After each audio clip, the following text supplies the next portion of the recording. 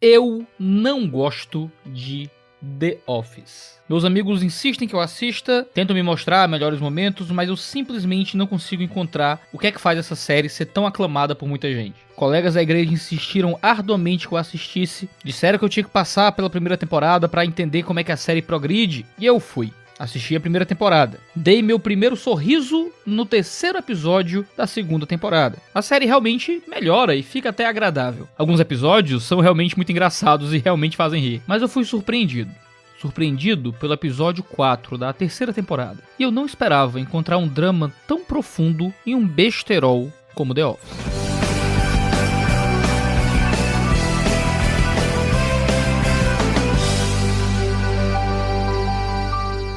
A premissa do episódio é muito simples. Um antigo chefe do Michael Scott, que assumia a posição que hoje ele assume, morre. E Michael, de alguma forma, fica preocupado com a resposta que os outros vão dar a essa morte. Ele tenta fazer com que todos os colegas de trabalho sintam aquele luto, mas eles não sentem. Ele não está preocupado em chorar a morte do antigo gerente. Ele está preocupado que seus colegas de trabalho chorem a morte do antigo gerente. O motivo não é expresso textualmente. Isso nem aparece numa primeira camada de forma clara no episódio. Mas entendendo quem é o Michael Scott ao longo das temporadas anteriores, esse episódio faz sentido de uma forma que ele não faria se fosse um episódio das primeiras temporadas. Michael Scott está preocupado com a própria morte. E ele está preocupado com a forma como as pessoas vão lidar com quando ele morrer. Ele quer que as pessoas chorem a sua morte. Ele quer que as pessoas tenham luto. Ele quer homenagear Ed Tucker, o seu antigo gerente, e fazer uma estátua dele não porque ele amava Ed Tucker, mas porque ele queria ser amado pelas pessoas do seu escritório. Porque no fim das contas,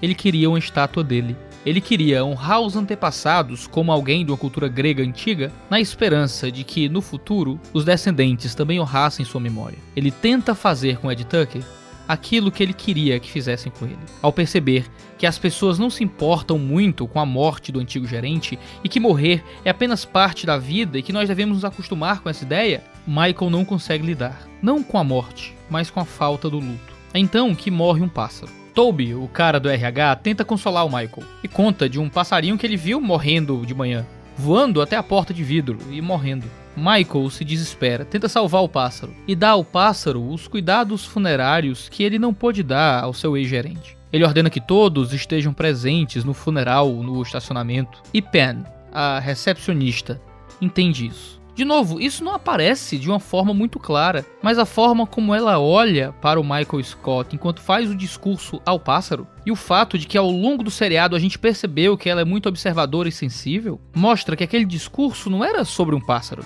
que aquele discurso era sobre o Ed, e no fim das contas, aquele discurso era sobre o Michael. O Michael não tem esposa, o Michael não tem filhos, o Michael mal tem amigos. Michael tinha medo de morrer sozinho. Ele deixa isso claro quando lamenta o fato de que Ed morreu sozinho, sem ninguém do seu lado. Pan então cuida do medo que Michael tinha da solidão. Aquele pássaro morreu sozinho, mas isso não significa que ele era sozinho. Ed Tucker morreu sozinho em uma viagem de moto, mas não significa que a sua vida foi solitária. Michael Scott poderia estar sozinho, ele poderia não ter família, no seu último dia talvez ninguém estivesse o acompanhando. Mas isso não significa que ele precisava levar uma vida solitária, que ele poderia se furtar das pessoas ao lado dele. Havia pessoas à sua volta, e era isso que ele precisava se apegar. The Office nos lembra que todos nós temos medo da morte, e que talvez tenhamos mais medo da solidão na morte, de não termos uma mão para segurar quando passarmos para o outro lado da eternidade. E talvez as circunstâncias da nossa vida nos levem a isso. Esse medo, no entanto, não significa que a gente deve viver sozinho.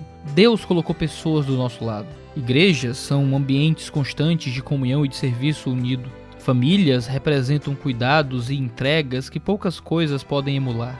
Amizades, às vezes passageiras, às vezes duradouras, deixam em nós algo das marcas que só outra criatura, a imagem de Deus, pode deixar. A morte nos ensina. O autor de Eclesiastes diz que às vezes é melhor estar no lugar que há luto do que no lugar que há festa, porque o luto nos ensina muitas coisas. E foi na ausência de luto em The Office que eu pude parar para pensar mais nas companhias da vida. Eu ainda acho The Office um pouco sem graça, mas eu já gosto um pouco mais do seriado.